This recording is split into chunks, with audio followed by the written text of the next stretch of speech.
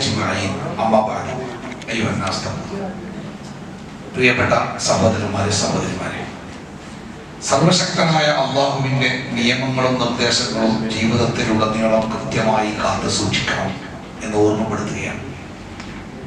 അള്ളാഹുവിൻ്റെ അപാരമായ അനുഗ്രഹത്താൽ ഈ വിശുദ്ധമായ റമദാനിലെ 25ാമത്തെ നോമ്പ് നമ്മളൊക്കെ പൂർത്തിയാക്കിയിരിക്കുന്നു. 26ാമത് നോമ്പിലേക്ക് നമ്മൾ പ്രവേശിക്കുകയാണ്. റസൂലുള്ളാഹി സ്വല്ലല്ലാഹു അലൈഹി വസല്ലമയുടെ കൽപ്പന പ്രകാരം 29-ന് നമ്മൾ മാസപ്പിറവി അന്വേഷിക്കേണ്ടതുണ്ട്. അന്ന് മാസപ്പിറവി കാണുകയാണെങ്കിൽ തൊട്ടടുത്ത ദിവസം വെള്ളിയാഴ്ച ശവ്വാൽ 1 നിശ്ചയിക്കുകയും അന്ന് ഈദുൽ ഫിത്ർ ആവുകയും ചെയ്യും. അങ്ങനെയാകുമ്പോൾ ഇനി നമ്മുടെ മുമ്പിലുള്ളത് 4 നോമ്പുകളാണ്. ബാക്കി 25 നോമ്പുകൾ അവസാനിച്ചിരിക്കുന്നു.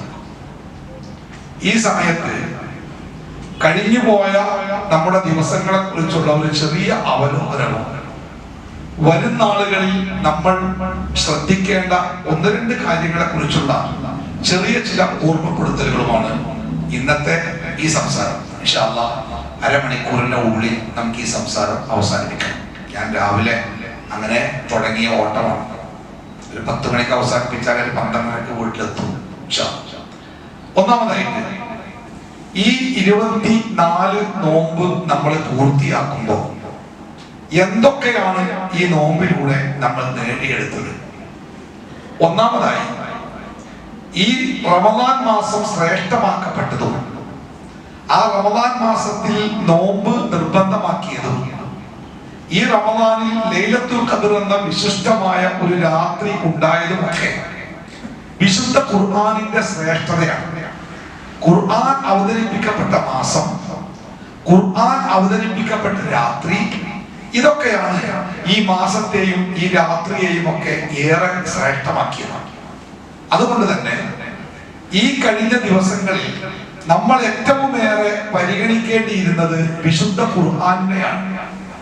ആ ഖുർആൻ കാരണത്താലാണ് ഈ മാസം അല്ലാഹു നോമ്പ് നോൽക്കാൻ നമ്മോട് ആവശ്യപ്പെട്ടതും ആ ഖുർആൻ അവതരിപ്പിച്ച കാരണം കൊണ്ടാണ് ഈ ലൈലത്തുൽ ഖദ്റിന്റെ വലിയ പ്രതിഫലം അല്ലാഹു നമുക്ക് നൽകിയതൊക്കെ. അതുകൊണ്ട് ഈ കഴിഞ്ഞ 24 ദിവസങ്ങളിൽ വിശുദ്ധ ഖുർആനുമായുള്ള നമ്മുടെ ബന്ധം എങ്ങനെയായിരുന്നു? ഇത് പ്രധാനപ്പെട്ട ഒരു ചോദ്യമാണ്. ആ വിശുദ്ധ ഖുർആൻ പഠിക്കാനും ഓതാനും മനപ്പാഠമാക്കാനും അതിനെപ്പറ്റി ആഴത്തിൽ ചിന്തിക്കാനും നമ്മൾ എത്രമാത്രം താല്പര്യം കാണിച്ചു എന്നത് നമ്മുടെ പരലോക വിശ്വാസത്തിന്റെ ഏറ്റവും പ്രധാനപ്പെട്ട ഒരു ഭാഗമായിരിക്കും. പ്രവാചകൻ സല്ലല്ലാഹു അലൈഹി വസല്ലമയും സ്വഹാബത്തും ഈ മാസത്തിൽ ഏറ്റവും താല്പര്യത്തോടെ അവർ സമീപിച്ചത് ഖുർആനിനെയാണ്. ചില സ്വഹാബിമാരുടെയൊക്കെ ചരിത്രം വായിക്കുമ്പോൾ കാണാം, ഓരോ രാത്രിയിലും അവർ ഒരു പ്രാവശ്യം ഖുർആൻ ഓതി തീർത്തു എന്ന്. ചില ആളുകൾ രാവും പകലുമായിട്ട് തീർത്തു, ചില ആളുകൾ 2 ദിവസം കൊണ്ട് 3 ദിവസം കൊണ്ടൊക്കെ ഖുർആൻ ഓതി തീർത്തു. റസൂലുള്ളാഹി സ്വല്ലല്ലാഹു അലൈഹി വസല്ലമ ഈ റമദാനിൽ ജിബ്രീലിന്റെ മുമ്പിൽ അതുവരെ തനിക്ക് അവതരിപ്പിച്ച് കിട്ടിയ എല്ലാ ഖുർആനിക സൂക്തങ്ങളും അതിൻ്റെതായ കൃത്യമായ രൂപത്തിലും ഭാവത്തിലും അതിന്റെ ഘടനയിലും പ്രവാചകൻ ജിബ്രീലിന് ഓതി കേൾപ്പിച്ചു കൊടുത്തു. അത്രമേൽ ഖുർആനുമായി ബന്ധപ്പെട്ട ഒരു മാസം. നമ്മൾക്ക് ഖുർആനുമായുള്ള ബന്ധം എങ്ങനെയായിരുന്നു? നാളെ പരലോകത്ത് റസൂലുള്ളാഹി സ്വല്ലല്ലാഹു അലൈഹി വസല്ലമ ഈ ഉമ്മത്തിനെ ചൂണ്ടി പറയുന്ന ഒരു വാക്കുണ്ട്, യാ റബ്ബി, എന്റെ റബ്ബേ, എന്റെ സമൂഹത്തിൽപ്പെട്ട ഈ ആളുകളുണ്ടല്ലോ, അവർ ഖുർആനിനെ അവഗണനയോട് കൂടി സ്വീകരിച്ചവരാണ്. ഖുർആനിനെ അവഗണനയോട് കൂടിയാണ് അവർ കൈകാര്യം ചെയ്തത്. അതുകൊണ്ട് അവർക്കുള്ള ശിക്ഷ നീ കൊടുത്തോളണം എന്ന് പ്രവാചകൻ പറയുമ്പോ ആ കൂട്ടത്തിൽ നമ്മൾ പെടാതിരിക്കണമെങ്കിൽ ഇത്രയും ശ്രേഷ്ഠമായ ഒരു ഗ്രന്ഥത്തെ, അതിന്റെ ശ്രേഷ്ഠതയെ അല്ലാഹു നമുക്ക് ബോധ്യപ്പെടുത്തി തന്നിട്ട് നമുക്ക് എത്രമാത്രം അത് ഉപയോഗപ്പെടുത്താൻ കഴിഞ്ഞു എന്നത് നമ്മൾ ചിന്തിക്കേണ്ട, ഗൗരവത്തോടെ ആലോചിക്കേണ്ട ഒന്നാമത്തെ കാര്യം. രണ്ടാമത്തെ കാര്യം, ഈ റമദാൻ മാസത്തിന്റെ ഏറ്റവും വലിയ സവിശേഷത അത് മനുഷ്യന്റെ പാപങ്ങൾ പൊറുക്കാനുള്ള മാസമാണ്. ഷഹ്റുൽ ഗുഫ്റാൻ എന്ന ഒരു പേരുണ്ട് റമദാനിന്. പാപമോചനത്തിന്റെ മാസമാണത്. ഒരു മനുഷ്യൻ പാപത്തിൽ നിന്ന്, തെറ്റുകളിൽ നിന്ന് രക്ഷപ്പെടാൻ, അവൻ ചെയ്തുകൊണ്ടിരിക്കുന്ന തെറ്റുകളെ കുറക്കാൻ, തെറ്റുകളിലേക്ക് പോയി വീഴാതിരിക്കാൻ, ജീവിതത്തിൽ സംഭവിച്ച തെറ്റുകൾ റബ്ബിനോട് മാപ്പ് ചോദിച്ച് അതിൽ നിന്ന് രക്ഷപ്പെടാൻ അള്ളാഹു ഒരുക്കിയ സുവർണാവസരങ്ങളുടെ മാസമായിരുന്നു ഈ റമദാൻ. ഈ 25 ദിവസത്തിന്റെ ഇടയ്ക്ക് എത്ര പ്രാവശ്യം കണ്ണ് നിറഞ്ഞ്, ചുണ്ടുകൾ വിതുമ്പി, കൈകൾ ഉയർത്തി, അല്ലാഹുവേ ഞാൻ ഇന്ന തെറ്റുകൾ ചെയ്തിട്ടുണ്ട് റബ്ബേ, എനിക്ക് നീ പുറത്തു തരണേ എന്ന് പറയാൻ നമുക്ക് പറ്റിയിട്ടുണ്ട്. അതാണ് നമ്മുടെ രണ്ടാമത്തെ ചിന്ത. റസൂലുള്ളാഹി സ്വല്ലല്ലാഹു അലൈഹി വസല്ലം പറഞ്ഞു, വലില്ലാഹി ഉതഖാഉ മിനന്നാർ ദാലിക ഫീ കുല്ലി ലൈലത്തിൻ മിൻ റമദാൻ. വലില്ലാഹി ഉതഖാഉ മിനന്നാർ. അല്ലാഹുവിനെ നരകത്തിന്റെ വക്കിൽ നിന്ന് ഒരു കൂട്ടം ആളുകളെ സ്വർഗത്തിലേക്കാക്കി മാറ്റുന്ന ഒരു പ്രവർത്തനമുണ്ട് റമദാനിൽ. ദാലിക ഫീ കുല്ലി ലൈലത്തിൻ മിൻ റമദാൻ. റമദാനിന്റെ എല്ലാ രാത്രികളിലും അത് നടക്കും. ഏതണക്ക നരകത്തിലേക്ക് വീണു പോകുമാറ് തെറ്റുകൾ ചെയ്ത് ആ നരകത്തിന്റെ വക്കിലെത്തിയ ഒരുപാട് ആളുകളെ ആ നരകത്തിന്റെ വക്കിൽ നിന്ന് റബ്ബ് മോചിപ്പിച്ച് സ്വർഗത്തിന്റെ വക്കിലേക്ക് ആക്കി വെക്കുന്ന, അതെല്ലാ രാത്രിയും നടക്കുന്ന കാര്യമാണ്. എങ്ങനെ നടക്കുക? തെറ്റ് ചെയ്ത് നരകത്തിലേക്ക് എത്താറായ ഒരു മനുഷ്യൻ ഈ റമദാനിന്റെ രാപ്പകലുകളെ ഉപയോഗിച്ച് തൗബ ചെയ്ത്, ഇസ്തിഗ്ഫാർ ചെയ്ത്, തന്റെ തെറ്റുകൾ പൊറുക്കണമെന്ന് റബ്ബിനോട് കേണപേക്ഷിക്കുമ്പോ അവന്റെ പ്രാർത്ഥന കേട്ട് അവന്റെ തെറ്റുകൾ അള്ളാഹു അവന് മാപ്പ് കൊടുത്ത് അള്ളാഹു അവനെ സ്വർഗത്തിലേക്ക് മാറ്റും. ഈ 24 ദിവസങ്ങൾക്കിടയിൽ ഏതെങ്കിലും ഒരു രാത്രിയിൽ തൗബയിലൂടെ, പശ്ചാത്താപത്തിലൂടെ ആ ഒരു അസുലഭമായ ഭാഗ്യത്തിന് വിധേയരാവാൻ നമ്മിൽ എത്ര പേർക്കാണ് സാധിച്ചത്? ആ ഒരു മഹാഭാഗ്യം ലഭിക്കുന്നതിന് വേണ്ടി അള്ളാഹു നമ്മുടെ മുമ്പിൽ വെച്ചത് കഠിനമായ മാർഗങ്ങളല്ല. നിങ്ങളുടെ പാപങ്ങൾ പൊറുക്കണമെങ്കിൽ നിങ്ങൾ വലിയ പണം ചെലവഴിക്കണമെന്നോ, നിങ്ങളുടെ പാപങ്ങൾ പൊറുക്കണമെങ്കിൽ ജീവിതത്തിൽ വലിയ കഷ്ടപ്പാട് സഹിക്കണമെന്നോ ഒന്നും അല്ലാഹു പറഞ്ഞിട്ടില്ല. അല്ലാഹു തആല പറഞ്ഞത്, യാ ഇബാദി, എന്റെ അടിമകളെ, നിങ്ങൾ രാവും പകലും തെറ്റ് ചെയ്യുന്നുണ്ട്. അള്ളാഹു അറിയാതെ ഒന്നും നമ്മൾ ചെയ്യുന്നില്ല. അള്ളാഹുവിന്റെ കണ്ണിൽ നിന്ന് ഒന്നും മാറ്റിവെക്കാനും നമുക്കാവൂല. അതുകൊണ്ട് റബ്ബ് പച്ചക്ക പറയുന്നത്, നിങ്ങൾ രാവും പകലും തെറ്റ് ചെയ്യുന്നുണ്ട്. ഒരു സാധ്യതയല്ല, അത് അള്ളാഹ് കണ്ടെന്ന് പറയണം. എന്നിട്ട് അള്ളാഹ് പറയാണ്, അള്ളാഹു ആകട്ടെ നിങ്ങൾ ആവശ്യപ്പെട്ടാൽ നിങ്ങളുടെ തെറ്റുകൾ പൊറുക്കാൻ അള്ളാഹു തയ്യാറാണ്. ആവശ്യപ്പെടണം, അള്ളാഹുവേ എന്റെ തെറ്റുകൾ നീ പൊറുക്കണേ. വേറെ ഒരു ഉപാധി റബ്ബ് വെച്ചിട്ടില്ല. പക്ഷേ ആ ഒരു ഉപാധി, ലളിതമായ ഉപാധി, നമ്മുടെ കുറ്റങ്ങൾ അള്ളാഹുവിനോട് ഏറ്റുപറഞ്ഞ് നമ്മുടെ പാപമോചനത്തിന് വേണ്ടി ആത്മാർത്ഥമായിട്ട് തേടാൻ നമ്മിൽ എത്ര പേർക്ക് സാധിച്ചിട്ടുണ്ട്? ഇതാണ് രണ്ടാമത്തെ വിഷയം. ഇതിനിടയ്ക്കൊരു കാര്യം മനസ്സിലാക്കണം. നബി സല്ലല്ലാഹു അലൈഹി വസല്ലം പറഞ്ഞു, ഈ ലോകത്ത് ജീവിക്കുന്ന ഏറ്റവും ദൗർഭാഗ്യവാനായ മനുഷ്യൻ ആരായിരിക്കും? ഏറ്റവും ദൗർഭാഗ്യവാനായ മനുഷ്യൻ മൻ ഹുരിമൽ ഖൈർ, നന്മകൾ തടയപ്പെട്ട വ്യക്തി. അതെന്താ നന്മകൾ തടയപ്പെടുക? അവന്റെ ചുറ്റുഭാഗത്ത് അവന് പങ്കെടുക്കാൻ പറ്റിയ, അവന് ചെയ്യാൻ പറ്റിയ ഒരുപാട് നന്മകൾ ഉണ്ടാവും. പക്ഷെ ആ നന്മകളിലൊന്നും പങ്കാളിയാവാനോ അതിൽ ചേരാനോ അത് ഉപയോഗപ്പെടുത്താനോ കഴിയാതെ അതിന്റെ ഇടയിലൂടെ ഓനിങ്ങനെ നടക്കും. ഒരു നല്ല പന്ത് കളിക്കാരൻ, നല്ല കളിക്കാരൻ, പ്രസിദ്ധനായ കളിക്കാരൻ. പക്ഷേ തന്റെ ടീമിന് വേണ്ടിയുള്ള ഒരു ഫൈനൽ മത്സരത്തിൽ അയാൾക്ക് പന്തേ കിട്ടിയില്ല. അയാൾ അങ്ങനെ ഗ്രൗണ്ടിലൂടെ ഇങ്ങനെ അലഞ്ഞിങ്ങനെ നടന്ന്, നമ്മളെന്താ പറയാ, ഒരു ബാക്കിയില്ലാത്ത മനുഷ്യനാണ്. അതിലെ അതെ, ബാക്കിയില്ലാത്ത മനുഷ്യനാണ്. ആര്? എന്തൊക്കെ അവസരങ്ങളാ പടച്ച റബ്ബ് ഈ മാസത്തിൽ നമ്മളെ രക്ഷപ്പെടുത്തി സ്വർഗത്തിലെത്തിക്കാൻ എന്തൊക്കെയാണ് റബ്ബ് ഒരുക്കി വെച്ചത്. പക്ഷേ അതിലൊന്നും പങ്കാളിയാവാൻ കഴിയാതെ ഇങ്ങനെ എവിടെ തട്ടാതെ ഇങ്ങനെ പോയ ആൾക്കാരുണ്ടാവും. പള്ളിയിലൊക്കെ ഭയങ്കര പിരിവല്ലേ, ഇന്ന് ഉച്ചക്ക് 2 പിരിവാര്, അസറിന് 4 പിരിവാര്, മഗ്‌രിബിന് ഇശാക്ക് ഉള്ളി പിരിവല്ലേ. എനിക്ക് ആർക്കും കൊടുത്ത്? ഞാൻ ആർക്കും കൊടുത്തില്ല. ഞാൻ കഴിയാൻ പോകുന്നു പുറത്തേക്ക്. അതെ, അങ്ങനത്തെ ചില ആൾക്കാരുണ്ടാവും. നന്മയുടെ എത്ര വാതില് അവന്റെ മുമ്പിൽ ഉണ്ടായാലും ആ ഒരൊറ്റ വാതിലിലൂടെ ആ നന്മയിലേക്ക് കടക്കാനാവാതെ അതിന്റെ പുറത്തുകൂടെ ഇങ്ങനെ അലഞ്ഞ് പോകുന്ന ആളുകൾ. അത്തരം ആളുകളെ കൂട്ടത്തിൽ പെടുക എന്നത് ഏറ്റവും അപകടകരമായ സംഗതിയാണ്. നമ്മൾ വിചാരിച്ചാൽ പോലും നമുക്ക് നന്മ ചെയ്യാൻ പറ്റില്ല. എന്റെ ഒരു സുഹൃത്ത് പറയാറുണ്ട്, എനിക്കൊരു വലിയ ആഗ്രഹമുണ്ട്, ബാങ്ക് കൊടുക്കുന്നതിന് മുമ്പേ വെള്ളിയാഴ്ച ജുമാക്കെത്തണം. പക്ഷെ ഞാൻ എങ്ങനെ ഒരുങ്ങി വന്നാലും ഞാൻ പള്ളിയിലേക്ക് എത്തുമ്പോഴേക്കും ബാങ്ക് കൊടുത്തിട്ടുണ്ടാവും. അത് അയാളുടെ സങ്കടം. അയാൾ എന്നോട് പറയുമ്പോ അപ്പൊ ഞാൻ പറഞ്ഞു എനിക്ക് എന്തേലും നേരത്തെ ഇറങ്ങിക്കൂടെ. അപ്പൊ എന്നോട് പറഞ്ഞു ഇറങ്ങണമെന്ന് വിചാരിച്ചാൽ തന്നെ എന്തെങ്കിലും തടസ്സമായിട്ട് ഇന്ന് ഇറങ്ങൽ വൈകും.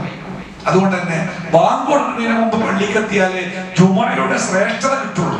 ബാങ്ക് കൊടുത്തിട്ട് എത്തിയാല് ജുമായുടെ ഫർള് വീടും. പക്ഷെ ജുമായിൽ പങ്കെടുക്കുന്നതിന് ഒരു വലിയ കൂലിയുണ്ട്. ആ കൂലി കിട്ടണമെങ്കിൽ ഇമാമ് മിമ്പറിൽ കയറുന്നതിന് മുമ്പ് അവൻ പള്ളിയിൽ പ്രവേശിച്ചിരിക്കണം. അത് ഇദ്ദേഹം കേട്ടിട്ടുണ്ട്. പക്ഷേ ഇദ്ദേഹത്തിന് പറ്റുന്നില്ല. എങ്ങനെ ഒരുങ്ങി താങ്ങി വന്നാലും പള്ളിക്ക് എത്തുമ്പോൾ ഇമാമ് ഖുതുബ തുടങ്ങിയേക്കും. അങ്ങനെ ചില ആൾക്കാരുണ്ട്. നല്ലത് ചെയ്യണം, ഇനി എല്ലാ ജമാഅത്തിലും പങ്കെടുക്കണം, ഖുർആൻ ഒന്ന് ശരിക്ക് ഓതണം, അതും ഇതൊക്കെ ചെയ്യണം എന്ന് മനസ്സിൽ തീരുമാനിച്ചാലും അത് ചെയ്യാൻ പറ്റുന്നില്ല. എന്താ തടസ്സമൊന്നും കാണല്ല, പക്ഷെ സംഗതി നടക്കണില്ല. അത് അപകടകരമായ അവസ്ഥയാണ്. അതാണ് നന്മകൾ തടയപ്പെടുന്ന ഒരാൾ. അപ്പൊ ഈ റമദാനിൽ നമ്മൾ ദൗർഭാഗ്യവാനായിട്ടുണ്ടോ അതല്ല സൗഭാഗ്യവാനായിട്ടുണ്ടോ, അത് നമ്മുടെ ഒരു ചിന്തയാണ്. നമ്മുടെ മനസ്സിന് സന്തോഷം നൽകുന്ന, എന്നെ കൊണ്ടാകുന്നത് പോലെ, എനിക്ക് സാധിക്കുന്നത് പോലെ ഞാൻ ഉപയോഗപ്പെടുത്തിയിട്ടുണ്ട്, സൂക്ഷിച്ചിട്ടുണ്ട്, ശ്രദ്ധിച്ചിട്ടുണ്ട് എന്ന് പറയാൻ നമുക്ക് പറ്റുന്നുണ്ടോ? അതല്ല അലസതയും മടിയും പിന്നെ വേറെ കുറെ കാര്യങ്ങളൊക്കെ ആയിട്ട് വളരെ അലസമായിട്ടാണ് ഞാൻ റമദാനെ സമീപിച്ചത്, അള്ളാഹ് സ്വീകരിക്കുവോ എന്ന ഒരു സംശയത്തിന്റെ നിഴലിലാണോ നമ്മൾ നിൽക്കുന്നത്? അതൊരു പ്രധാനപ്പെട്ട ചോദ്യമാണ്. മൂന്നാമത്തെ, വിശുദ്ധ ഖുർആനിൽ ആയത്തുണ്ട്, സജ്ജനങ്ങളായ ആളുകൾ അള്ളാഹുവിന്റെ മാർഗത്തിൽ ചെയ്യേണ്ടതൊക്കെ അവർ ചെയ്യും. അത് ചെയ്തു കഴിഞ്ഞാലും അവരുടെ നെഞ്ചിന്നനം പിടിച്ചുകൊണ്ടിരിക്കും. ബേജാറിന്റെ ഒരു മിടിപ്പ്, പേടിയുടെ മിടിപ്പ്. ഈ ആയത്തിറങ്ങിയപ്പോ ആയിഷ റളിയല്ലാഹു അൻഹ പ്രവാചകനോട് ചോദിച്ചു, റസൂലേ അതെന്താ ഓല് പേടിക്കണത്? ഒരു തെറ്റിയത് ആൾക്കാരാ, വ്യഭിചാരവും മോഷണമൊക്കെ ചെയ്ത ആൾക്കാരാ, പിന്നെ എന്തിനാ ഓല് ഇങ്ങനെ പേടിക്കണേ? അപ്പോ റസൂലുള്ളാഹി സ്വല്ലല്ലാഹു അലൈഹി വസല്ലം ആയിഷ ബിവിയോട് പറഞ്ഞു, ആയിഷ, അബൂബക്കറിന്റെ മോളെ ആയിഷ എന്ന് വിളിച്ചത്. അവര് തെറ്റ് ചെയ്തത് കൊണ്ടല്ല പേടിക്കണേ, തങ്ങൾ ചെയ്ത സൽക്കർമ്മങ്ങൾ അള്ളാഹുവിന്റെ അടുക്കൽ സ്വീകരിക്കുമോ അതല്ല സ്വീകരിക്കപ്പെടാതിരിക്കുമോ ആ പേടി കൊണ്ടാണ് അവരുടെ ഹൃദയം വല്ലാതെ പിടിക്കുന്നത്. ക്ലാസ്സിൽ അധ്യാപകൻ പരീക്ഷ നടത്തിയാൽ ആ പരീക്ഷ പേപ്പറുമായിട്ട് അധ്യാപകൻ ക്ലാസ്സിൽ വരുമ്പോ ഏറ്റവും ബേജാറാക്കിയ ഒന്നും പഠിക്കാത്ത, ഒന്നും എഴുതാത്ത ആ കുട്ടിക്ക് ഒരു പേടി ഉണ്ടാവില്ല. കാരണം ഓണറിയാം, ഓണൊന്നും എഴുതിയിട്ടില്ല, പഠിച്ചിട്ടില്ല. പക്ഷെ എല്ലാം പഠിച്ചെഴുതിയൊരു കുട്ടി ഉണ്ടാവും. ആ കുട്ടിക്ക് ഭയങ്കര ബേജാറിക്കാരം, എന്റെ തെറ്റിട്ടുണ്ടാവോ, എനിക്ക് ഫുള്ള് മാർക്ക് പോവോ, എന്റെ മാർക്ക് കുറവുണ്ടാവോ, ആ കുട്ടിക്ക് ബേജാറിക്കാരം. അപ്പൊ സൽക്കർമ്മങ്ങൾ ചെയ്ത മനുഷ്യന്റെ മനസ്സിലാ ബേജാറില്ല. എന്താ കാരണം? എന്റെ അമലുകൾ എന്തെങ്കിലും അപാകത കൊണ്ട് റബ്ബ് സ്വീകരിക്കാതെ പോവോ എന്ന പേടി. അതുകൊണ്ട് തന്നെ ഇനിയുള്ള ദിവസങ്ങളിൽ നമ്മുടെ പ്രാർത്ഥനകളിൽ നിർബന്ധമായും ഉണ്ടായിരിക്കേണ്ട ഒരു പ്രാർത്ഥന, റബ്ബന തഖബ്ബൽ മിന്നാ റമളാൻ. നമ്മുടെ മുൻഗാമികളായ സലഫുസ്സാലിഹികളായ ആളുകൾ റമളാൻ കഴിഞ്ഞാൽ മാസങ്ങളോളം അവർ പ്രാർത്ഥിച്ചത് ഈ പ്രാർത്ഥനയാണ്, റബ്ബന തഖബ്ബൽ മിന്നാ റമളാൻ. പടച്ചോനെ, ഞങ്ങളുടെ റമളാനിൽ ഞങ്ങൾ ചെയ്ത നോമ്പ്, സദഖ, സകാത്ത്, ഖുർആൻ പാരായണം, നിസ്കാരം, രാത്രി നിസ്കാരം, ഇതൊക്കെ അല്ലാഹുവേ എന്തൊക്കെ കുറ്റങ്ങളും കുറവുകളും ഉണ്ടെങ്കിലും അല്ലാഹുവേ അതൊക്കെ നീ പരിഗണിച്ച് സ്വീകരിക്കണേ എന്ന് അല്ലാഹുവിനോട് നമ്മൾ നിരന്തരമായിട്ട് പ്രാർത്ഥിക്കണം. വിശുദ്ധമായ അവസാനത്തെ 10 ധന്യമായ ദിവസങ്ങളിലേക്ക് നമ്മൾ പ്രവേശിച്ച് അവസാനത്തെ 10 പകുതി കഴിഞ്ഞ് ജീവിതത്തിലെ ഒരു വലിയ അള്ളാഹു നമ്മളോട് കാണിക്കുന്ന വലിയ സൗഭാഗ്യം. നമ്മുടെ കൂടെ റമദാനിലേക്ക് പ്രവേശിച്ച പല ആളുകളും ഇന്ന് ഈ ലോകത്തില്ല. അവർ മരണപ്പെട്ടു പോയി. അവർ നമ്മളെക്കാൾ ചെറുപ്പക്കാരായിരുന്നു. അവർ നമ്മളുടെ അത്ര രോഗങ്ങളും പ്രയാസങ്ങളും ഇല്ലാത്തവരായിരുന്നു. അവർ നമ്മളെക്കാൾ ആഗ്രഹങ്ങളുള്ളവരായിരുന്നു. അവർ പോയി. പക്ഷെ നമ്മൾ ബാക്കി. എന്താ നമ്മൾ ബാക്കിയാവാൻ കാരണം?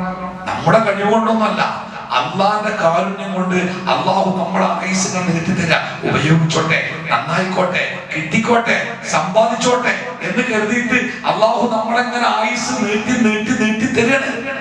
ഈ അവസാനത്തെ 10 അള്ളാഹു നമുക്ക് തന്ന സൗഭാഗ്യം കുറച്ചതല്ല. എന്താണ് ഈ ദിവസങ്ങളുടെ ശ്രേഷ്ഠത, എന്താണ് ഈ ദിവസങ്ങളുടെ പവിത്രത അല്ലെ? അത്രമാത്രം ശ്രേഷ്ഠമായ ദിവസങ്ങളിലൂടെ നമ്മുടെ ഓരോ ആരാധനകൾക്ക് എത്രയോ പുണ്യം ലഭിക്കുന്ന മനോഹരമായ ദിവസങ്ങളിലൂടെ നമ്മൾ കടന്നു പോകുമ്പോ അത് ഉപയോഗപ്പെടുത്താൻ കഴിയാതെ പോയതിന്റെ സങ്കടം നമുക്ക് തോന്നുന്നുണ്ടോ? ഇപ്പൊ ലൈലത്തുൽ ഖദ്ർ ആവാൻ സാധ്യതയുള്ള 3 രാത്രികൾ കഴിഞ്ഞു. 21-ന്റെ രാത്രി കഴിഞ്ഞു, 23-ന്റേത് കഴിഞ്ഞു, 25-ന്റേത് കഴിഞ്ഞു, ഇനി 27-ഉം 29-ഉം അല്ലേ. ഈ 3 ദിവസങ്ങളെ എനിക്ക് ലൈലത്തുൽ ഖദ്ർ കിട്ടത്തക്ക രൂപത്തിൽ ഞാൻ ഉപയോഗപ്പെടുത്തിയിട്ടുണ്ട് എന്ന് പറയാൻ നമുക്ക് പറ്റുന്നുണ്ടോ? ഇല്ലെങ്കിൽ എനിക്കത് കഴിയാതെ പോയല്ലോ എന്നതിന്റെ സങ്കടം നമുക്ക് ആർക്കെങ്കിലും തോന്നിയിട്ടുണ്ടോ?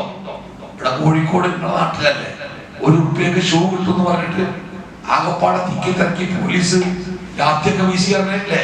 ₹1 ഷൂ കിട്ടുമെന്ന് പറഞ്ഞപ്പോ ഒരു രാത്രി കടക്ക് മുന്നിൽ മുണ്ടഴിച്ച് കിടന്നുറങ്ങാൻ മടി കാണിക്കാത്ത ആൾക്കാരുടെ നാട്ടിലാണ് ഒരായുസിന്റെ പുണ്യം ഒരു രാത്രി കൊണ്ട് തരാന്ന് പറഞ്ഞിട്ട് അത് വാങ്ങാൻ മനസ്സില്ലാതെ നമ്മൾ വീട്ടിൽ പോയിട്ട് കൂർക്കം വലിച്ചു കിടന്നുറങ്ങിയത്. എന്നിട്ട് നേരം പെടുത്തപ്പോ റബ്ബേ എനിക്കെന്തപ്പോ നഷ്ടായത്, ഒരൊറ്റ രാത്രിയാണല്ലോ എന്ന ഒരു സങ്കടം നമ്മുടെ മനസ്സിലില്ലെങ്കിൽ നമ്മുടെ വിശ്വാസത്തിന് എന്തോ ഒരു തകരാറ് എവിടെയോ ഉണ്ട്. പരലോകത്തിലെ വിശ്വാസം ശരിയില്ലേ? അള്ളാഹുവിന്റെ വിശ്വാസം ശരിയില്ലേ? അള്ളാഹു തരാന്ന് പറഞ്ഞ ലൈലത്തുൽ ഖദ്റിൽ നമുക്ക് ശരിക്കും വിശ്വാസമില്ലേ? ഉണ്ടെങ്കിൽ നമ്മൾ ഒഴിവാക്കൂലല്ലോ. ഒഴിവാക്കൂ. 84 കൊല്ലം 83 കൊല്ലം 4 മാസമാണ് 1000 മാസം എന്ന് പറഞ്ഞത്. ആ 84 കൊല്ലത്തെ ആരാധനകളുടെ പുണ്യം ഒരു രാത്രി പറഞ്ഞാൽ ഇപ്പൊ നിങ്ങൾ 10 മണി വരെ നിങ്ങൾ വീട്ടിൽ പോയിട്ട് കിടക്കുമ്പോ എത്രയാണ്? 11 മണി മിനിമം ആവൂലേ? രാവിലെ അത്താഴം കഴിക്കാൻ 4 മണിക്ക് എണീക്കൂലേ? 14, ഇപ്പൊ 11, 12, 1, 2, 3, 4, 5 മണിക്കൂറാ. 5 മണിക്കൂർ. ഈ 5 മണിക്കൂർ അല്ലാത്ത സമയം നമ്മൾ ഉണർന്നിരിക്കുന്നുണ്ട്. ഈ 11 മണിക്കുള്ള മുമ്പ് നമ്മൾ ഉണർന്നിരിക്കുന്നുണ്ട്. ഈ 4 മണിക്ക് ശേഷം നമ്മൾ ഉണർന്നിരിക്കുന്നുണ്ട്. അതിന്റെ ഇടയ്ക്ക് ഒരു 5 മിനിറ്റ് രാത്രിയെ ഹയാത്താക്കിയാൽ ഒരായുസിന്റെ പുണ്യം അള്ളാ തരാന്ന് പറഞ്ഞിട്ട് എനിക്ക് വേണ്ട റബ്ബേ എന്റെ ഔദാര്യം ഞാൻ കടന്നുറങ്ങോ എന്ന് പറഞ്ഞ് ഒരാള് ഉറങ്ങിയിട്ടുണ്ടെങ്കിൽ അവനേക്കാൾ ധിക്കാരിയായ മനുഷ്യൻ ആരാണ് അല്ലേ? നമ്മൾ ആലോചിച്ച് നോക്കിയിട്ടുണ്ടോ? എത്ര വലിയ ആനുകൂല്യം അള്ളാഹു തന്നിട്ട് അത് തട്ടിത്തെറിപ്പിച്ചിട്ട് പിറ്റേന്ന് രാവിലെ സുബഹിസ്കരിച്ചിട്ട് പടച്ചോനെ എനിക്ക് സ്വർഗം തരണേ എന്ന് പ്രാർത്ഥിക്കുന്നതിലെ അസാന്നിധ്യത്തെ കുറിച്ച് നിങ്ങൾ എപ്പോഴെങ്കിലും ആലോചിച്ച് നോക്കിയിട്ടുണ്ടോ? സ്വർഗം പടച്ചോൻ വെറുതെ തരുമല്ലോ. അതിനുള്ള വഴി അന്ന് കാണിച്ചതല്ലേ? ആ വഴിയിലൂടെ നമ്മൾ ഇറങ്ങി സഞ്ചരിക്കുമ്പോഴല്ലേ നമ്മൾ സ്വർഗത്തിലെത്തുക. ആ സ്വർഗം കിട്ടാൻ ഏറ്റവും മനോഹരമായ മാർഗം റബ്ബ് നമ്മുടെ മുമ്പിൽ തടികയിൽ ഇങ്ങനെ വെച്ചിട്ട് അത് തട്ടിയിട്ട് പുറപ്പിന്റെ ഉള്ളിൽ ചുരുണ്ടും കൂടി കിടന്നിട്ട് പിറ്റേന്ന് രാവിലെ വന്നിട്ട് റബ്ബെ സ്വർഗം തരണേ എന്ന് പറയുന്നതിലെ ഒരു ലോജിക് ഇല്ലായ്മണ്ടല്ലോ. നിങ്ങൾക്ക് മനസ്സിലാവുന്നുണ്ടോ അല്ലേ? അവർ റമദാനിന്റെ ഈ വിശുദ്ധമായ ദിനരാത്രങ്ങളെ നമുക്ക് എത്രമാത്രം ഉപയോഗപ്പെടുത്താൻ കഴിഞ്ഞു? ഇതിനെ കുറിച്ചൊരു ചിന്ത കൂട്ടായിട്ടല്ല, ഒറ്റയ്ക്ക് ഇരുന്നിട്ട് ആലോചിക്കുക എന്താ എന്റെ അവസ്ഥ. ഇങ്ങനെയൊക്കെ ഇനി അടുത്ത റമദാനൊക്കെ ആകുമ്പോഴേക്ക് എന്തേക്കാരം നമ്മുടെ അവസ്ഥയൊക്കെ. അന്ന് ഇറാനില് ഇസ്രായേലിന്റെ ബോംബ് വീണപ്പോ നമ്മൾ എപ്പോഴെങ്കിലും വിചാരിച്ചോ ആ ബോംബ് നമ്മുടെ അടുക്കളയിൽ വീഴുന്നു? ഗ്യാസ് നിന്നാൽ കഴിഞ്ഞില്ലേ? ഇപ്പൊ തന്നെ അടുക്കളകൾ അടഞ്ഞു തുടങ്ങി. ഇന്ന് നോമ്പ് തുറക്കാൻ വേണ്ടി പ്രതീക്ഷിച്ചു പോയ പല ഹോട്ടലിന്റെ മുമ്പിൽ ഇങ്ങനെ ബോർഡ് ഗ്യാസ് തുറന്നിട്ടില്ല, ഒരാഴ്ച കഴിഞ്ഞാൽ പലതും അടക്കും അല്ലേ? നമ്മളെപ്പോഴെങ്കിലും ആലോചിച്ചിരുന്നത് അവിടെ പൊട്ടിയ മിസൈല് അവിടുത്തെ ബോംബ് നമ്മളെ വീടിന്റെ അടുക്കളയിൽ പൊട്ടി നമ്മൾ വിചാരിച്ചല്ലോ. അടുത്ത റമദാനൊക്കെ ഏത് കോലത്തിലായിരിക്കുമെന്ന് പറയാൻ പോലും ഒരു മനുഷ്യനും പറ്റൂല. അതാണ് ലോകത്തിന്റെ അവസ്ഥ. അപ്പൊ കിട്ടിയ റമദാൻ ശാന്തമായ റമദാൻ, ടെൻഷൻ ഇല്ലാത്ത, പ്രശ്നങ്ങളില്ലാത്ത. ഇപ്പൊ നോക്കിയാൽ ഇലക്ഷൻ പ്രഖ്യാപിച്ചു. ആ ഇലക്ഷൻ എങ്ങാനും കുറച്ച് നേരത്തെ പ്രഖ്യാപിച്ചിട്ടുണ്ടെങ്കിൽ നമ്മുടെ റമദാനൊക്കെ വല്ലാത്ത കോലാഹലങ്ങളാകുമായിരുന്നു. അതൊന്നുമില്ലാത്ത ശാന്തമായ റമദാൻ നമുക്ക് കിട്ടിയിട്ട് പട്ടിണിയില്ല, പരിവട്ടങ്ങളില്ല, വല്ലാത്ത മാറാ രോഗങ്ങളില്ല, കഷ്ടപ്പാടുകളില്ല, സഹിക്കാൻ പറ്റാത്ത ചൂടില്ല, അസഹനീയമായ തണുപ്പില്ല, പെരുമഴയില്ല, എല്ലാം കൊണ്ടും അനുയോജ്യമായ ഒരു റമദാൻ അള്ളാഹു ഉള്ളങ്കയിൽ വെച്ച് നിർത്തിട്ട് എത്ര നമുക്കത് ഉപയോഗപ്പെടുത്താൻ പറ്റി? എത്ര ആളുകൾ സംതൃപ്തരാണ്? ഞാൻ എന്നെ കൊണ്ടാവുന്ന പോലെ ഞാൻ ചെയ്തിട്ടുണ്ട് എന്ന സംതൃപ്തി മനസ്സിൽ സൂക്ഷിക്കാൻ എത്ര ആളുകൾക്ക് സാധിച്ചിട്ടുണ്ട്. ഇനി ഇതിന്റെ ഒക്കെ പ്രായശ്ചിത്തം ചെയ്യേണ്ട ദിവസങ്ങളാണ് ഈ 4 ദിവസം. നിങ്ങളെ പന്തലിക്കുന്ന ഫുട്ബോൾ ടീമിലെ ഫുട്ബോൾ മത്സരം നടക്കുമ്പോ തോറ്റ ടീമിന് ആ ടീമിന്റെ കോച്ച് കൊടുക്കുന്ന ഒരു നിർദ്ദേശം, അവസാനത്തെ 5 മിനിറ്റ്, ആ 5 മിനിറ്റ് ഒരു പോരാട്ടമാണ്, ഒരു ജീവൻ മരണ പോരാട്ടം. എതിർ ടീമിന്റെ ഗോൾ പോസ്റ്റിന്റെ മുമ്പിൽ നിന്ന് മാറാതെ ഒരു മരണക്കളി ഉണ്ട് അവിടെ. പലപ്പോഴും കളിയുടെ ഗതി നിർണ്ണയിക്കല് അവസാനത്തെ 2-3 മിനിറ്റാണ്. പുതിയ ഫുട്ബോൾ ടെക്നിക്കില് അവസാനത്തെ 1 മിനിറ്റ് കണ്ടല്ലോ, അതൊക്കെ ഒരായുസിന്റെ വിലയുള്ള സമയമാണ്. റമദാനും അവസാനത്തോടടുക്കുമ്പോ ആ ദിവസങ്ങളുടെ വില കൂടുക, ആ മണിക്കൂറുകളുടെ വില കൂടുക. നമുക്കും വില കൂടണം. മനസ്സറിഞ്ഞ് റമദാൻ പാപമോചനം കിട്ടേണ്ട മാസമാണ്. റമദാൻ കഴിയുമ്പോ നമുക്ക് കിട്ടേണ്ടത് തടി കുറഞ്ഞോ വെയിറ്റ് കുറഞ്ഞോ ഇതൊന്നുമല്ല. നമുക്ക് കിട്ടേണ്ടത് പാപത്തിന്റെ ഭാരം കുറഞ്ഞിട്ടുണ്ടോ, അതാണ് റമദാന്റെ സവിശേഷത. റസൂലുള്ളാഹി സ്വല്ലല്ലാഹു അലൈഹി വസല്ലം പറഞ്ഞത്, ഒരു റമദാൻ മാസത്തിനെ ഒരു മനുഷ്യന് കിട്ടിയിട്ട് ആ മാസത്തിനെ ഉപയോഗപ്പെടുത്തി പാപത്തിൽ നിന്ന് രക്ഷപ്പെടാൻ കഴിയാതെ പോയവൻ നശിച്ചു പോകട്ടെ എന്ന മദീന പള്ളിയുടെ മിമ്പറിൽ നിന്ന് റസൂലുള്ളാഹി ആമീൻ പറഞ്ഞ പ്രാർത്ഥന. ചെറിയ പ്രാർത്ഥനയല്ല. ഒരു റമദാൻ കിട്ടിയിട്ടേ അതിനെ ഉപയോഗപ്പെടുത്തിയിട്ട് തന്റെ പാപങ്ങളെ കരിച്ചു കളയാൻ കഴിയാതെ പോയവൻ നശിച്ചു പോട്ടെ. അല്ലാഹു തആല പാപമോചനത്തിന് വേണ്ടി നിശ്ചയിച്ചത് ലളിതമായ മാർഗ്ഗം. ഒന്ന് തൗബ. പഠിച്ചോനെ, ഞാൻ ഇന്ന തെറ്റ് ചെയ്തിരിക്കുന്നു, എനിക്ക് പുറത്തു തരണേ, ഇനി ഞാൻ ആ തെറ്റ് ചെയ്യൂല. ഓരോ തെറ്റിനും പ്രത്യേകമായിട്ട് ചെയ്യുന്നതാണ് തൗബ. 2 ഇസ്തിഗ്ഫാർ. അല്ലാഹുവേ, എന്റെ ജീവിതത്തിൽ ഒരുപാട് തെറ്റുകൾ ഉണ്ടായിട്ടുണ്ട്, നാദാ പുറത്തു തരണേ. ജനറൽ ആയിട്ട് പൊതുവായിട്ടുള്ള പാപമോചനമാണ് ഇസ്തിഗ്ഫാർ. പാപങ്ങൾ പൊറുക്കാനുള്ള 2 പ്രധാന മാർഗങ്ങൾ ഇത് രണ്ടും. മൂന്നാമത്തേത് നന്മകൾ ധാരാളമായി ചെയ്യുക. ഇന്നൽ ഹസനാത്ത് യുദ്ഹിബിന അസ്സയ്യിആത്ത്. നന്മകൾ ധാരാളമായി ചെയ്യൂ, അത് നിങ്ങളുടെ തിന്മകളെ ഇല്ലാതാക്കി കളയും. അടുത്തത് സ്വതക്കയാണ്. നബി സല്ലല്ലാഹു അലൈഹി വസല്ലം പറഞ്ഞു, കത്തുന്ന തീയിലേക്ക് വെള്ളം ഒഴിച്ചാൽ ആ തീ അപ്രത്യക്ഷമാകുന്നത് പോലെ സ്വതക്ക നിങ്ങളുടെ പാപങ്ങളെ കെടുത്തി കളയും. ഈ അവസാനത്തെ 10 സ്വതക്കയുടെ മാസമായിരുന്നു. നമുക്ക് എത്രമാത്രം പറ്റിയിട്ടുണ്ട്. അപ്പോ പാപമോചനത്തിന്റെ അല്ലെ, അതാണ് പ്രധാനം. ഈ ലൈലത്തുൽ ഖദ്റിന്റെ രാത്രിയൊക്കെ നമ്മളിങ്ങനെ കാത്തിരിക്കുമ്പോ ലൈലത്തുൽ ഖദ്റിന്റെ ശാന്തത, അന്നത്തെ രാത്രി ശാന്തമായ രാത്രിയായിരിക്കും എന്നല്ല പറഞ്ഞേ. അപ്പൊ ചില രാത്രിയുടെ ശാന്തത ഇങ്ങനെ കാണുമ്പോൾ നമുക്ക് തോന്നും തന്നെയാണ് ലൈലത്തുൽ ഖദ്ർ. ആയിഷ റളിയല്ലാഹു അൻഹ റസൂലുള്ളാഹിയോട് ചോദിക്കുന്നുണ്ട്, റസൂലേ, ഞാനങ്ങനെ ലൈലത്തുൽ ഖദ്റും കാത്തിരിക്കുമ്പോ ശാന്തമായ ഒരു രാത്രിയിൽ ഇത് ലൈലത്തുൽ ഖദ്റിന്റെ രാത്രിയാണെന്ന് എനിക്ക് തോന്നിയ, അല്ലാതെ വേറെ മാർഗമൊന്നുമില്ല, എനിക്ക് തോന്നിയ ഞാൻ എന്താ നബിയെ ചെയ്യേണ്ടത്? അപ്പൊ റസൂൽ പറഞ്ഞു, ആയിഷ, നീ ഇപ്രകാരം ധാരാളം പറയണം. എന്താ പറയേണ്ടത്? അല്ലാഹുമ്മ ഇന്നക അഫ്വൻ തുഹിബ്ബുൽ അഫ്വ ഫഅഫു അന്നി. അല്ലാഹുവേ, നീ മാപ്പ് കൊടുക്കുന്നവനാണല്ലോ, തെറ്റുകൾക്ക് മാപ്പ് കൊടുക്കുന്നതിനെ ഇഷ്ടപ്പെടുന്നവനാണല്ലോ. അല്ലാഹുവേ, എനിക്ക് നീ മാപ്പ് തരണേ. അതെ, നമുക്ക് ഈ മാസത്തിന് വേണ്ടത് മാപ്പാണ്. ജീവിതത്തിന്റെ കഴിഞ്ഞുപോയ വഴികളിൽ ചെയ്തു കൂട്ടിയ പാപത്തിന്റെ പാണ്ടക്കെട്ടുകൾ താങ്ങാവുന്നതിലും അപ്പുറമാണ് എന്ന് ഉറപ്പുള്ളവരാണ് നമ്മളൊക്കെ. ബന്ധങ്ങളിലും ഇടപാടുകളിലും കാഴ്ചയിലും കേൾവിയിലും സംസാരങ്ങളിലും എല്ലായിടത്തും പാപത്തിന്റെ വലിയ വലിയ പാണ്ടക്കെട്ടുകളുണ്ട്. അതുമായിട്ട് റബ്ബിന്റെ കോടതിയിലേക്ക് പോവുക അത്ര എളുപ്പമുള്ള കാര്യമല്ല എന്ന് നമുക്ക് ബോധ്യമുണ്ട്. ആ പാപത്തിന്റെ പാണ്ടക്കെട്ടുകളെ മുഴുവനും വലിച്ചെറിയാൻ ഈ മാസം ഉപകരിക്കുന്ന മാസമാണ്. അതുകൊണ്ട് ധാരാളമായി പ്രാർത്ഥിക്കാം, പാപമോചനത്തിന് വേണ്ടി ധാരാളം പ്രാർത്ഥിക്കാം. ഈ മാസത്തിന് പേരുണ്ട് ഷഹ്റു ദുആ. എന്താണെന്ന് പറഞ്ഞാൽ ഇത് പ്രാർത്ഥനയുടെ കൂടി മാസമാണ്. നല്ല വിശുദ്ധ ഖുർആനിലെ റമദാനുമായി ബന്ധപ്പെട്ട നിയമങ്ങൾ അള്ളാഹു പറയുന്ന ആയത്തുകൾ ശ്രദ്ധിച്ചിരുന്നോ? സൂറത്തുൽ ബഖറയിലെ 183, 184, 185, 187 4ആയത്ത്. 83, 184, 185, 187. അതിന്റെ ഇടയ്ക്ക് 186 ആയത്തുണ്ട്. ആ 86 ആയത്ത് നേർക്ക് നേരെ റമദാനുമായി ബന്ധപ്പെട്ട ആയത്തല്ല. ആയത്ത് ഏതാ നിങ്ങൾ? വഇദാ സഅലക ഇബാദി അന്നി ഫഇന്നി ഖരീബ് ഉജീബു ദഅവത ദാഇ ഇദാ ദഅനി. പ്രാർത്ഥനയുമായി ബന്ധപ്പെട്ട ആയതാണ്. അല്ലാഹു പറയാണ്, എന്നോട് പ്രാർത്ഥിക്കട്ടെ, ഞാൻ ഉത്തരം കൊടുക്കും. ഈ റമദാനുമായി ബന്ധപ്പെട്ട കാര്യം പറയുമ്പോൾ അതിന്റെ ഇടയ്ക്ക് എന്തിനാ ഒരു പ്രാർത്ഥനയുടെ ആയത്ത് എന്ന ചോദ്യം സ്വാഭാവികമാണ്. ആ ചോദ്യത്തിന്റെ ഉത്തരം നമുക്ക് മുഫസ്സിറുകൾ അതിന് വിശദീകരണം കൊടുക്കുന്നുണ്ട്. എന്തുകൊണ്ടാണ് അങ്ങനെ ഒരു ഒരു ഒരു ഉത്തരം വരുന്നത്? അതിന്റെ മറുപടി എന്താ? നിങ്ങൾ റമദാൻ എന്ന് പറഞ്ഞാൽ അത് പ്രാർത്ഥനയുടെ മാസമാണ്.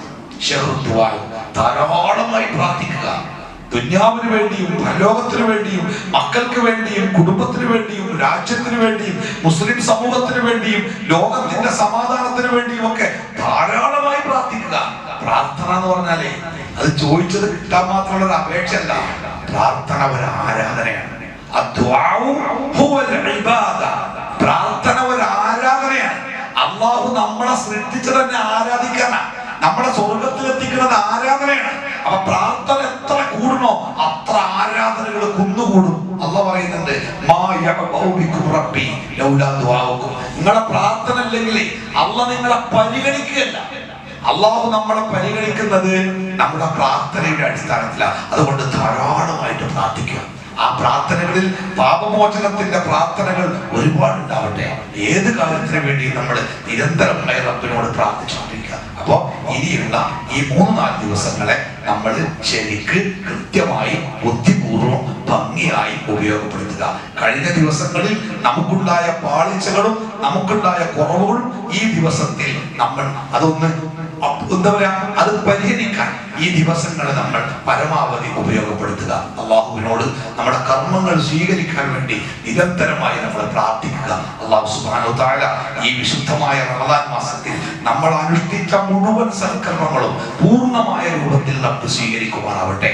അതിലുണ്ടായ എല്ലാ അപാകതകളും കാരുണ്യവാനായ റബ്ബ് വിട്ടുപുറത്ത് മാപ്പാക്കി തരുമാറാവട്ടെ. ഈ വിശുദ്ധമായ റമദാനിൽ അള്ളാഹു നിശ്ചയിച്ച എല്ലാ പുണ്യ സമയങ്ങളും ഉപയോഗപ്പെടുത്താൻ അള്ളാഹു നമുക്ക് അവസരം നൽകുന്നതാവട്ടെ. പ്രത്യേകിച്ച് ലൈലത്തുൽ ഖദ്റിന്റെ മഹത്തായ പ്രതിഫലം നേടുന്ന ഭാഗ്യവാന്മാരിൽ അള്ളാഹു നമ്മളെയൊക്കെ ഉൾപ്പെടുത്തി അനുഗ്രഹിക്കുമാറാവട്ടെ. റമദാനിന്റെ നന്മകൾ സ്വീകരിക്കാൻ കഴിയാത്ത ദൗർഭാഗ്യവാന്മാരുടെ കൂട്ടത്തിൽ നിന്ന് അള്ളാഹു നമ്മളെ കാത്തു രക്ഷിക്കുമാറാവട്ടെ. വലിയ രോഗങ്ങളിൽ നിന്ന്, കഠിനമായ വേദനകളിൽ നിന്നൊക്കെ അള്ളാഹു നമ്മളെയൊക്കെ കാത്തു രക്ഷിക്കുമാറാവട്ടെ. തകർത്ത് കളയുന്ന സാമ്പത്തിക ബാധ്യതകളിൽ നിന്ന് അള്ളാഹു നമ്മളെ കാത്തു രക്ഷിക്കുമാറാവട്ടെ. തൗബ ചെയ്യാൻ പോലും സമയം കിട്ടാത്ത പെട്ടെന്നുള്ള മരണങ്ങളിൽ നിന്ന് അള്ളാഹു നമ്മളെ കാത്തു രക്ഷിക്കുമാറാവട്ടെ. എവിടെ വെച്ച് എപ്പോ എങ്ങനെ മരണപ്പെട്ടാലും ലാ ഇലാഹ ഇല്ലല്ലാഹ് ചൊല്ലി മരിക്കാൻ അള്ളാഹു നമുക്ക് അവസരം നൽകുമാറാവട്ടെ. നമുക്ക് വേണ്ടി ഒരുപാട് കഷ്ടപ്പെട്ട് നമ്മളൊക്കെ ഒരു നിലയിലേക്ക് എത്തിയപ്പോഴേക്ക് ഒന്നും ആസ്വദിക്കാൻ കഴിയാതെ മരണപ്പെട്ടു പോയ മാതാപിതാക്കളുണ്ട് നമുക്ക്. അള്ളാഹു അവർക്കൊക്കെ മഗ്ഫിറത്തും റഹ്മത്തും പ്രദാനം ചെയ്യട്ടെ. ആ മാതാപിതാക്കൾക്ക് വേണ്ടി പ്രാർത്ഥിക്കുന്ന സ്വാലിഹായ മക്കളാവാൻ അള്ളാഹു നമുക്ക് അവസരം നൽകുമാറാവട്ടെ. ആ മാതാപിതാക്കളുടെ കൂടെ നാളെ ജന്നാത്തുൽ ഫിർദൗസിൽ ഒത്തുചേരാൻ അള്ളാഹു നമുക്ക് അവസരം നൽകുമാറാവട്ടെ. ജീവിച്ചിരിക്കുന്ന മാതാപിതാക്കൾ നമുക്കുണ്ട്. ആ മാതാപിതാക്കളെ സ്നേഹത്തോടെ ബഹുമാനത്തോടെ അള്ളാഹു ഇഷ്ടപ്പെടുന്ന രൂപത്തിൽ പരിചരിക്കാൻ അള്ളാഹു നമുക്ക് ഹൃദയ വിശാലതയും ഈമാനും പ്രദാനം ചെയ്യുമാറാവട്ടെ. നമ്മുടെ മക്കളൊക്കെ ജീവിക്കുന്നത് അപകടകരമായ സാഹചര്യങ്ങളിലാണ്. നമ്മളെ സ്നേഹിക്കുന്ന, നമ്മളോട് കരുണ കാണിക്കുന്ന, നമുക്ക് വേണ്ടി പ്രാർത്ഥിക്കുന്ന സ്വാലിഹായ മക്കളായി നമ്മുടെ മക്കളെ അള്ളാഹു വളർത്തി വലുതാക്കി തരുമാറാവട്ടെ. എല്ലാം നമ്മുടെ ജീവിതത്തിന് വേണ്ടി പ്രവാസ ലോകത്ത് കഷ്ടപ്പെടുന്ന നമ്മുടെ പ്രിയപ്പെട്ടവർ വല്ലാത്ത മാനസിക പ്രയാസത്തിലും ബുദ്ധിമുട്ടിലുമാണ്. അള്ളാഹു അവർക്കൊക്കെ സമാധാനം നൽകട്ടെ. അവർ അനുഭവിക്കുന്ന പ്രതിസന്ധികളിൽ നിന്ന് അള്ളാഹു അവർക്ക് വേഗം മോചനം നൽകുമാറാവട്ടെ. ഭയപ്പാടിന്റെ ദിവസങ്ങൾക്കപ്പുറം സമാധാനത്തിന്റെ പുലരികൾ അള്ളാഹു പെട്ടെന്ന് അവർക്ക് എത്തിച്ചു കൊടുക്കുമാറാവട്ടെ. റബ്ബനാ ആതിനാ ഫിദ്ദുനിയ ഹസന വഫിൽ ആഖിറതി ഹസനതൻ വഖിനാ അദാബന്നാർ. പിന്നെ ഇന്നത്തെ സംസാരത്തിന്റെ ഉദ്ദേശം കൂടിയുണ്ട്. നമ്മുടെ നാട്ടിലെ നിലമ്പൂരിനടുത്ത് ചുങ്കത്തറയിലെ 150ഓളം കുട്ടികൾ പഠിക്കുന്ന ഒരു അഗതി അനാഥ മന്ദിരത്തിലെ കുട്ടികൾക്കുള്ള ഭക്ഷണം, വസ്ത്രം, അവരുടെ ദൈനംദിന ചെലവുകൾ, അതിനാവശ്യമായ സാമ്പത്തിക സമാഹരണത്തിന് കൂടിയാണ് ഈ യാത്ര. റമദാൻ മാസത്തിൽ ഒരു മാസം ഏകദേശം 6 ലക്ഷം രൂപ, ഒരു വർഷം ഏകദേശം 60 ലക്ഷം രൂപ. സ്വന്തമായിട്ട് യാതൊരു വരുമാനവുമില്ല. പിരിവുകാരോ റസീവർമാരോ കമ്മീഷൻ ഏജന്റുമാരോ ആരുമില്ല. നിങ്ങളുടെ സക്കാത്തിന്റെ വിഹിതം, സദക്കയുടെ വിഹിതം ചോദിച്ചു വന്നതാണ്. അത് കിട്ടിയാൽ അങ്ങനെ തന്നെ കൊണ്ടുപോയി കൊടുക്കും. അതിലൊന്നും ഒരു കുറവും വരില്ല. മാത്രമല്ല, നിങ്ങൾക്ക് എപ്പോഴൊക്കെ സഹായിക്കാൻ സാധിക്കുമോ ഈ സാധുക്കളായ കുട്ടികൾക്ക് ഭക്ഷണമോ വസ്ത്രമോ എന്തൊക്കെ കൊടുക്കാൻ പറ്റുമോ അപ്പോഴൊക്കെ നിങ്ങൾ ഈ സ്ഥാപനത്തെ ഓർമ്മിക്കണം എന്ന് ഓർമ്മപ്പെടുത്തുന്നു. നിങ്ങളെ കൊണ്ടാവുന്നത് പോലെ സഹായിക്കണം. നിങ്ങളുടെ കൂടെയുള്ള സമ്പന്നരായ ആളുകളോട് ഈ സ്ഥാപനത്തെ പറ്റി പറയണം. നോമ്പ് നോക്കാത്തതിന്റെ ഫിദിയയോ അതുപോലെ തന്നെ വല്ല നേർച്ചകളോ എന്തൊക്കെ ഉണ്ടെങ്കിലും നിങ്ങൾക്ക് എപ്പോഴും ഈ സ്ഥാപനവുമായിട്ട് ബന്ധപ്പെടാം. അതോടൊപ്പം തന്നെ മാതാപിതാക്കൾ നഷ്ടപ്പെട്ടതിന്റെ പേരിൽ കഷ്ടപ്പെടുന്ന കുട്ടികൾ